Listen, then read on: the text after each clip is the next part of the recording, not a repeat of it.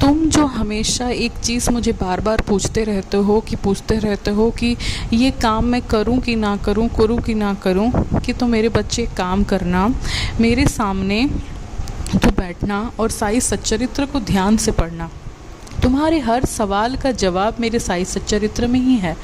तुम जो साई सच्चरित्र को ऐसे ही पढ़ते हो जैसे कि तुम्हारा एक काम है, बस ये है काम है आज एक दिन का, लेकिन इसको जैसे जैसे जैसे करके सुबह सुबह जल्दी जल्दी इसको निपटा दो। साई सच्चरित्र ऐसे नहीं पढ़ा जाता है मेरे बच्चे। मैं सबको बोल रहा हूँ, अकेले तुमको नहीं बोल रहा हूँ, मैं सबको बोल रहा हूँ। साई सच्चरित्र को अगर ध्यान से पढ़ोगे तो उसमें हर एक सवाल का तुम्हारा जवाब वहाँ पे मिल जाएगा, हर एक सवाल का मिल जाएगा। और हाँ, उसको अगर तुम ऐसे ही एक कर्तव्य है, बस काम है, उसको निपटा दो, अगर ऐसे पढ़ोगे ना वो भाव मेरे पास तुम्हारा आएगा, ना तुम्हारा कोई जवाब का तुम्हें सवाल मिलेगा।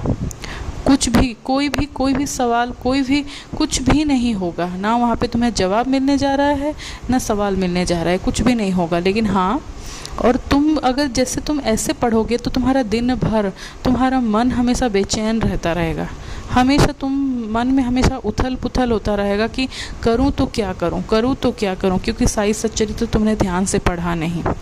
अगर तुमसे पढ़ा नहीं जाता है मेरे बच्चे तो कोई यंत्र की सहायता लेके उसको सुन लो।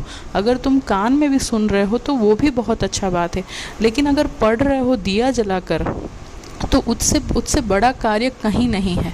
और साई सच्चरित्र जो है वो मैं ही हूँ, वो मेरे अलावा वहाँ पे कोई नहीं है। वहाँ पे अगर तुम उसको अगर अपने पास रख के अगर सो भी रहे हो ना तो तुम समझ जाओ तुम्हारे पास मैं ही रहूँ, और मैं ही तुम्हारे पास तुम्हारा सर को सहलाते सहलाते तुम्हें मैं सुला रहा हूँ। तो इसीलिए मन में कभी ये हमेशा ये मत रखना, कोई भी सवाल मत रखना कि कैसे होगा, कैसे ये सारा कार्य होगा। अगर तुम सारा कार्य मेरे ऊपर छोड़ दिए हो तो मैं ही सब कुछ संभाल दूंगा। तुम जिसके लिए प्रार्थना लगा रहे हो मेरे सामने वो सारा चीज़ मैं ही सुन रहा हूँ, और तुम्हारा बेड़ा पार मैं हमेशा कर दूंगा। मन में हमेशा निस्वार्थ भाव रख के ही मेरे सामने प्रार्थना लगाना।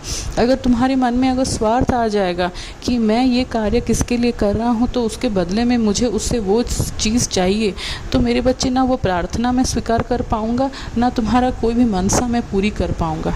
हमेशा मन में एक चीज़ याद रखना कि मन को पवित्र करके अगर किसी के लिए दुआ मांग रहे हो तो मेरे तक वो ज़रूर पहुँचता है, जैसे भी पहुँचता है। चाहे तुम सो के मांग रहे हो दिया, चाहे तुम उठ के मांग, चाहे तुम नहाते हुए खाते हुए, कुछ भी तुम मेरे सामने दिया जलाकर 1-1 घंटा 2-2 घंटा तुम मेरे मंत्र पाठ नहीं भी कर रहे हो, लेकिन अगर दिल से मांग रहे हो तो मैं सब कुछ सुन रहा हूँ।